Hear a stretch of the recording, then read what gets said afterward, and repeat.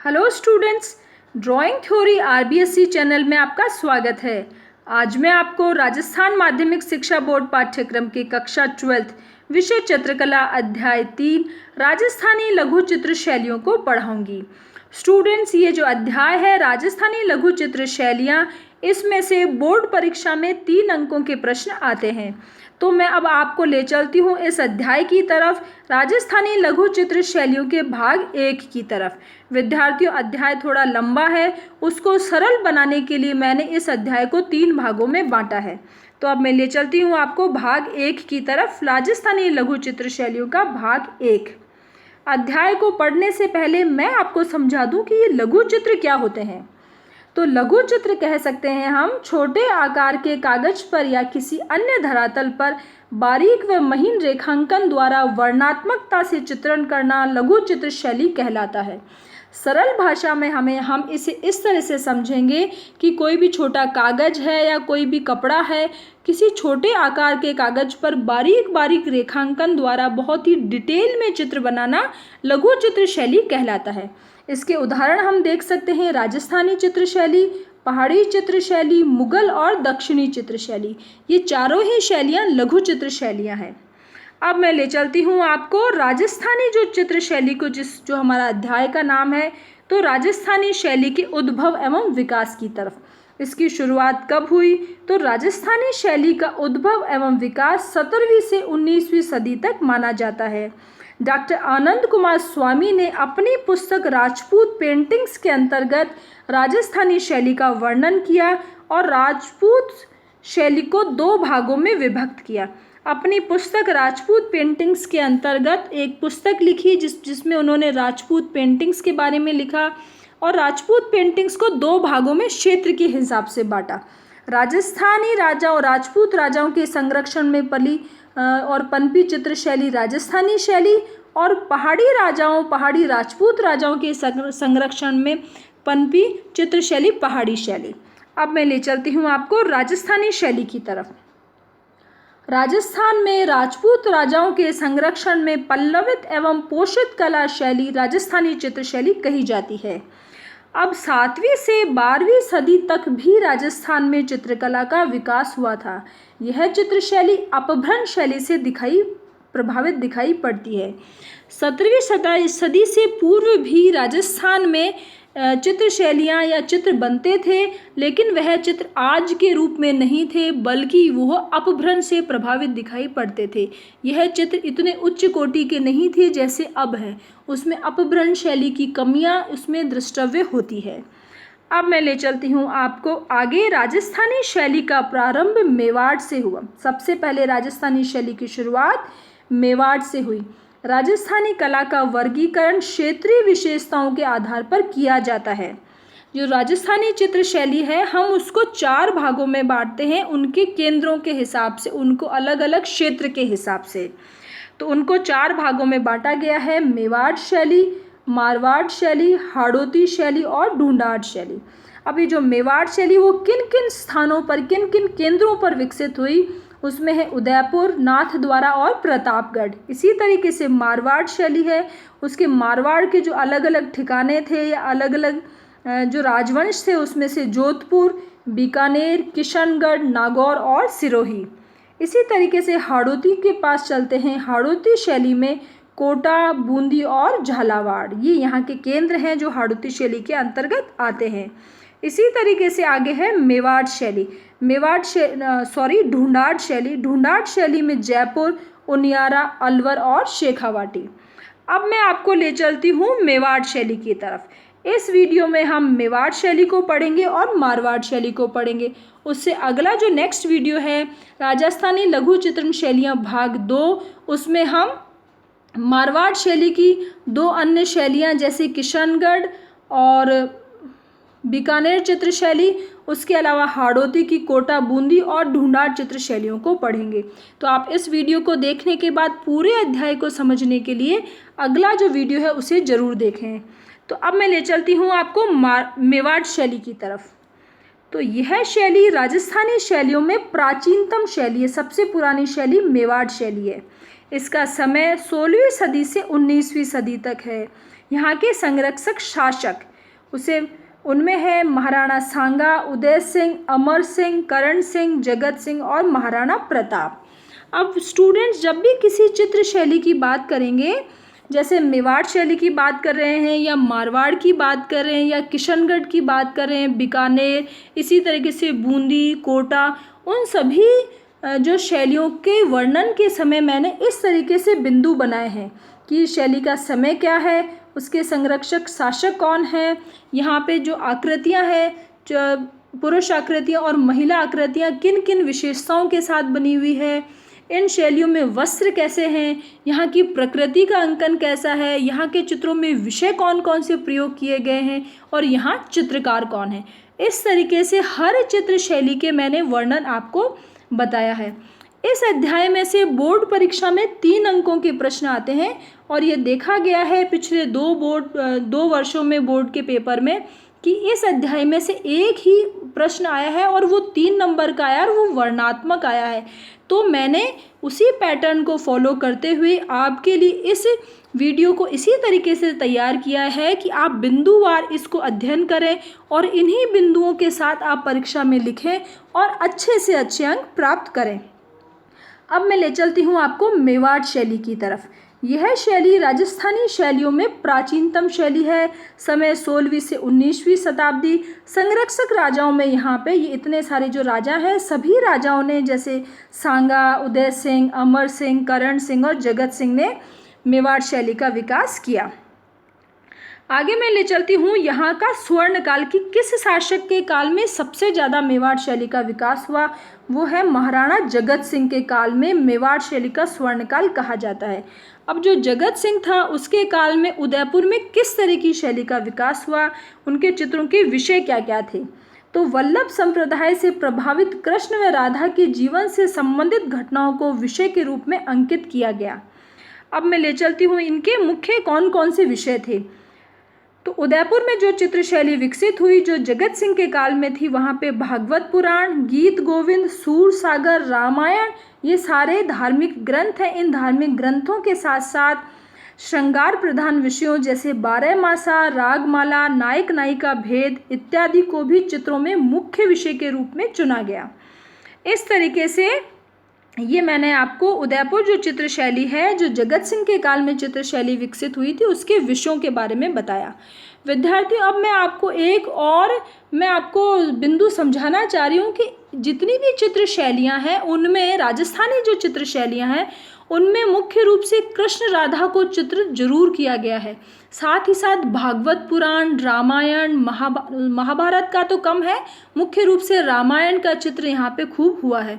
आप ये भी देखेंगे यहाँ पे श्रृंगार प्रधान विषय जैसे नायक नायिका भेद, 12 मासा, ऋतुवर्ण, इन सभी का चित्रण है। तो इस तरीके से इन सभी बिंदुओं को आपको विषय वस्तु में लिखना है, परंतु हर शैली की अपनी एक निजी विशेषता है। तो उस निजी विशेषता को आपको अलग से याद रखना है और आपको उत्तर देते टाइम पे निजी विशेषता को लिखकर उसके नीचे अंडरलाइन जरूर करनी है, ताकि जो आपके जो परीक्षक हैं वो समझ सकें कि आपने बहुत ही अच्छे से अध्ययन किया है और आपको इस अध्याय के बारे में पूरा विस्तार से पता है। अब मैं ले चलती हूँ आपको उदयपुर की एक उप शैली है नाथद्वारा शैली, उसके वहाँ पे। तो यह शैली मेवाड़ की उप शैली है। इसमें कृष्ण भक्ति, कृष्ण के अनेक रूपों को विषय वस्तु के रूप में ग्रहण किया गया है। तो कृष्ण के विषयों को ग्रहण किया गया है। अब आप यहाँ की जो निजी विशेषता है उसको देखेंगे कि यहाँ पे नाथद्वारा शैली में कपड़े पर बने चित्रों को पिछवाई कहा जाता था। इन चित्रों को श्रीनाथ जी की प्रतिमा, जो श्रीनाथ जी की मूर्ति है, उसके पीछे सजाने के लिए लगाया जाता था उन कपड़ों को, पिछवाइयों को। इन पिछवाई चित्रों में श्री कृष्ण की लीलाओं का चित्रण किया गया है। तो आपको मैं इस पिछवाई चित्र का उदाहरण दिखाती हूँ। ये एक चित्र है पिछवाई चित्रण। ये कपड़े पर बना हुआ एक सुंदर चित्र है जिसमें कृष्ण और राधा और उनकी साथ में कृष्ण की लीलाओं को यहाँ पे चित्रित किया गया है। ये सभी चित्र नाथद्वारा में श्रीनाथ जी की प्रतिमा के पीछे सजाने के लिए लगाए जाते हैं। अब मैं ले चलती हूँ आपको मेवाड़ शैली की विशेषताओं की तरफ। जैसा कि मैंने आपको पूर्व में समझाया, किसी भी शैली की विशेषताएं आपको लिखने के लिए वहाँ की आकृतियों की रचना, आकृतियों की वेशभूषा, उसके साथ साथ आप वहाँ का रंगांकन को समझेंगे। हाशिए, वहाँ पे बॉर्डर किस रंग में चित्रित किए गए, किन किन विषय वस्तुओं का प्रयोग किया गया, प्रकृति का अंकन कैसा हुआ है, प्रमुख चित्रकार कौन कौन है। इस तरीके से सभी बिंदुओं को आपको विस्तार से लिखना है। अब स्टूडेंट्स, मैं ले चलती हूँ आपको मेवाड़ शैली की विशेषताओं की तरफ। प्रारंभिक मेवाड़ शैली पर भी अपभ्रंश का प्रभाव है। इसमें देशज प्रभाव दिखाई देता है। देश काल का, वहाँ का लोकल जो प्रभाव है, जिसे लोक कला का प्रभाव कहते हैं, तो शुरुआत की मेवाड़ शैली में देशज प्रभाव दिखाई देता है। यहाँ की आकृतियों की रचना, पुरुष आकृतियाँ गठीली मतलब मजबूत, मूंछों से युक्त चेहरा, उभरा ललाट, विशाल नेत्र, और नारी आकृतियों को छोटे कद में। आप देखेंगे कि मेवाड़ शैली में महिलाओं की आकृतियां छोटी है। मीनाकार नयन, मछली की आँख की समान, यहाँ की जो मछली का जो शेप होता है खुद का, उसी शेप में, उसी आकार की महिलाओं की आंखें बनाई गई है। छोटी चिबुक है, चिबुक का अर्थ होता है ठोडी, तो जो ठोडी बनाई गई है मेवाड़ शैली की महिलाओं की, वो छोटी और थोड़ी पीछे की तरफ जाती हुई चित्रित की गई है। यहाँ आभूषण बहुत ही सुंदर हैं, लंबी सुंदर चोटी के साथ चित्रित की गई है। इस तरीके से पुरुष आकृतियों को पढ़ने के बाद हम पढ़ेंगे मेवाड़ शैली का रंगांकन। मेवाड़ शैली के चित्रों में रंगों का सूफियानापन प्रभाव अंकित है। रंगों को अधिक चटकदार ना बना के उन्हें बहुत ही कोमल रंगों में और सौम्यता के साथ चित्रित किया गया है, जिसकी वजह से रंगों का सूफियानापन प्रभाव दिखाई देता है। मेवाड़ शैली में एक चित्र को अनेक भागों में बांटा गया है और सभी खंड मिलकर एक ही चित्र को पूर्ण करते हैं। यह यहाँ की संयोजन की विशेषता है कि चित्र को जब बनाया गया तो उसमें अलग अलग खंडों को बांटकर चित्र बनाए गए, लेकिन जब हम उन तीनों खंडों को एक साथ देखते हैं तो वो एक पूर्ण संपूर्ण चित्र बन जाता है। अब मैं ले चलती हूँ आपको हाशिए की तरफ कि यहाँ पे किस तरह के बॉर्डर्स बनाए गए। चित्र को पूरा करने के बाद चारों तरफ जो बॉर्डर बनाए गए वो मुख्य रूप से लाल, हिंगोली और सिंदूरी रंग के बनाए गए, जिन्हें हाशिए कहते हैं। आगे बढ़ते हैं विषय वस्तु। यहाँ पे किन किन विषयों को चित्रों के रूप में बनाया गया, जैसा कि मैंने आपको समझाया, कृष्ण भक्ति से संबंधित या फिर आध्यात्मिक या जो धार्मिक ग्रंथ हैं, उन सभी विषयों को राजस्थानी शैली में लिया गया है। तो इसी तरीके से मेवाड़ शैली में भी भागवत पुराण, गीत गोविंद, सूर सागर, बिहारी सतसई, रसिक प्रिया, लोर चंदा, रामायण, कृष्ण लीलाओं के साथ साथ 12 मासा, ऋतु वर्णन, नायक नायिका भेद और लोक कथाओं का चित्रण खूब हुआ है। अब मैं ले चलती हूँ आपको प्रकृति के चित्रण की तरफ कि यहाँ पे प्रकृति का चित्रण कैसा हुआ है। तो पृष्ठभूमि में सफ़ेद वास्तु, वनस्पति में आम, केले के वृक्ष, पशु पक्षियों में हाथी, शेर, हिरण, बंदर, मोर, चकोर, कोयल, शुक, सारस का चित्रण सुंदरता से किया गया है। तो पृष्ठभूमि में हम देखेंगे कि जितने भी भवनों का चित्रण हुआ है राजस्थानी शैली में, लगभग सभी में सफ़ेद वास्तु अर्थात सफ़ेद रंग का भवन यहाँ पे बनाए गए हैं। और वनस्पति में तो वहाँ की जैसी वनस्पति थी, मेवाड़ शैली के हिसाब से मेवाड़ की वनस्पति का अंकन किया गया है। और पशु पक्षी भी वहाँ की जो उपलब्धता थी कि मेवाड़ में जो घने जंगल हैं वहाँ पे शेर भी हैं, हिरण है, बंदर है, इसी तरीके से अलग अलग पक्षियों का चित्रण किया गया है। मेवाड़ शैली के प्रमुख चित्रकारों को देखेंगे हम। यहाँ पे मनोहर, साहबदीन, निसारदीन, शिवदयाल और रघुनाथ। इस तरीके से हमने इन मेवाड़ शैली के चित्रकारों को और चित्रों की विशेषताओं को अच्छे से समझा है। अब मैं ले चलती हूँ आपको अगले टॉपिक या अगले जो चित्रकला का जो केंद्र है यहाँ पे, वो है मारवाड़। तो मारवाड़ जो चित्र शैली है वो मुख्य रूप से जोधपुर, बीकानेर और किशनगढ़ में विकसित हुई। अब मैं ले चलती हूँ आपको जोधपुर चित्र शैली की तरफ, जिसे मुख्य रूप से मारवाड़ शैली कहा जाता है। तो राठौड़ राजवंशों के विभिन्न ठिकानों में पल्लवित चित्र शैली मारवाड़ या जोधपुर चित्र शैली कही जाती है। अब इसकी जो शुरुआत है वो हम वर्तमान की जो जिस तरीके से चित्र बने हैं उनकी 17वीं से 19वीं शताब्दी तक ही उनका उद्भव और विकास हुआ। परंतु हम देखेंगे 7वीं सदी के किसी कोई ताड़पत्र में या इस तरह का उल्लेख मिलता है कि यहाँ पे 7वीं सदी में मरु प्रदेश में या रेगिस्तानी जो प्रदेश जोधपुर है वहाँ पे एक श्रृंगधर नामक चित्रकार का उल्लेख मिलता है। तो आप ये समझें कि 7वीं सदी में भी यदि चित्रकारों का उल्लेख मिल रहा है, इसका अर्थ है कि पहली बात तो वहाँ चित्र जरूर बनते थे और दूसरी बात कि चित्रकारों या चित्रकला का वहाँ पे बहुत ऊंचा स्थान था जिससे उनको ग्रंथों में भी लिखा गया। अब मैं आगे ले चलती हूँ मारवाड़ शैली के संरक्षक शासकों में, कि यहाँ पे सूर सिंह, जसवंत सिंह, अजीत सिंह और मान सिंह मारवाड़ शैली के संरक्षक शासक थे। इन सभी शासकों ने मारवाड़ शैली के विकास में अपना महत्वपूर्ण योगदान दिया। मारवाड़ शैली की विशेषताएं। पुरुष आकृतियाँ, यहाँ पुरुषों की आकृतियाँ लंबी कदकाठी युक्त बनाई गई। यहाँ बहुत ही हष्ट पुष्ट और मोटे पुरुष की आकृतियाँ नहीं बनी, बल्कि लंबी, पतली और मजबूत गठीली आकृतियाँ बनी। शौर्य से परिपूर्ण चेहरे बनाए गए, घनी दाढ़ी मूछें बनाई गई, बड़े नेत्र लंबी नाक के साथ अंकित किए गए। उन्हें शिखर नुमा पगड़ी व मुगलिया जामा, पायजामा और पटका पहने चित्रित किया गया। इस तरीके से पुरुष आकृतियों को बनाया गया। स्त्री आकृतियों में देखेंगे हम, यहाँ पे नारी को छरहरी कदकाठी वाली सुंदर आभूषणों से, छरहरी कदकाठी का अर्थ होता है कि यहाँ उन्हें पतली, दुबली और लंबी रूप में यहाँ पे चित्रित किया गया और सुंदर आभूषण पहने गए। सुंदर मुखमंडल है, उभरा ललाट है, बड़ी आंखों के साथ अंकित किया गया।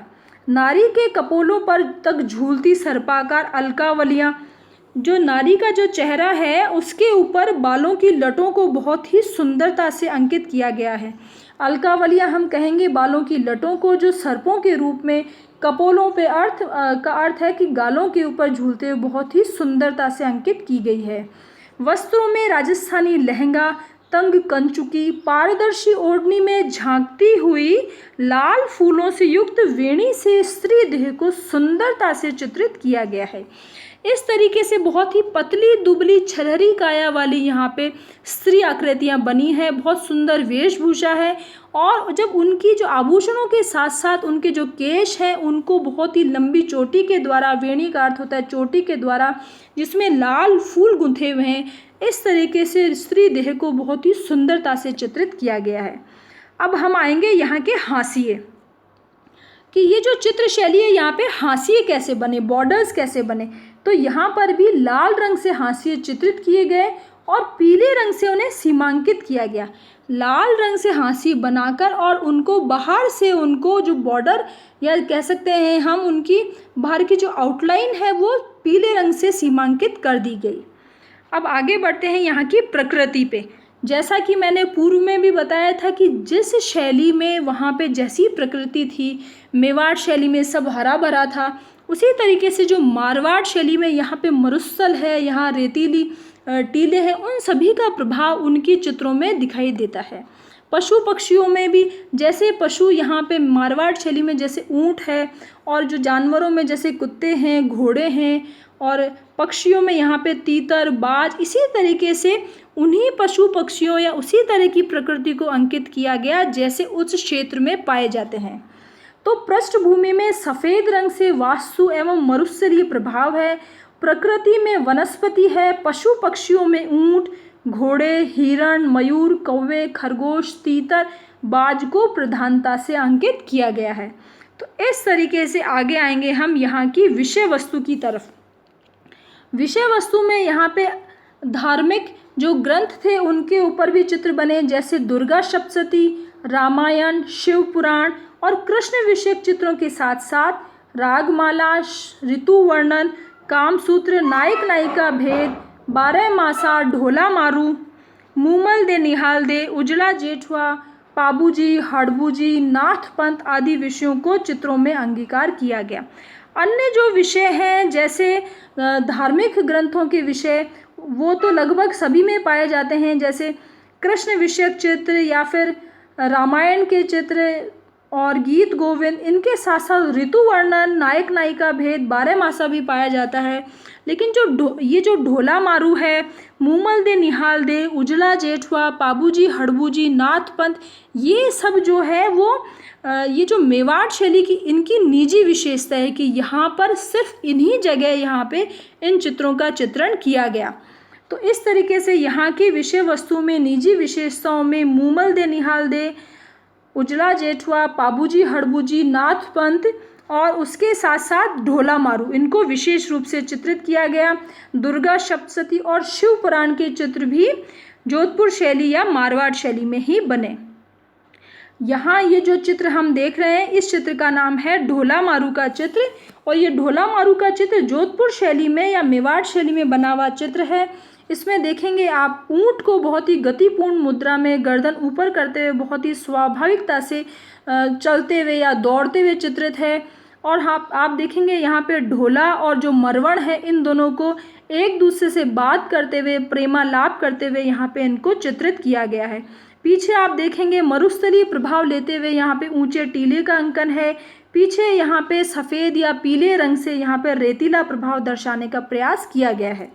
यहाँ के जो प्रमुख चित्रकार हैं वो मुख्य रूप से एक ही जाति के थे और वो भाटी जाति के थे। तो आपको इनको अलग से याद रखने में आसानी होगी कि भाटी जाति के जो चित्रकार हैं उनका यहाँ पे उन्होंने यहाँ पे चित्र बनाए। तो भाटी जाति के चित्रकारों में यहाँ पर मुख्य रूप से शिवदास भाटी, देवदास भाटी, वीरजी भाटी, छज्जू भाटी और नारायण दास और दाना इत्यादि हैं। तो यहाँ के जो प्रमुख चित्र हैं उनमें ढोला मारू और रानी रूपमती और बाज बहादुर। इसी तरीके से स्टूडेंट्स ये वाला वीडियो ख़त्म होता है। आपको ये वीडियो अच्छा लगा तो आप इसे लाइक करें और सब्सक्राइब करें, जिससे आगे आने वाले वीडियो हैं जो इस अध्याय का जो आगे का पार्ट है आपको सबसे पहले प्राप्त हो सके। आपको कुछ लिखना है तो मुझे कमेंट बॉक्स में लिखें। Thank you very much. Board की परीक्षा के लिए आपको बहुत बहुत शुभकामनाएं।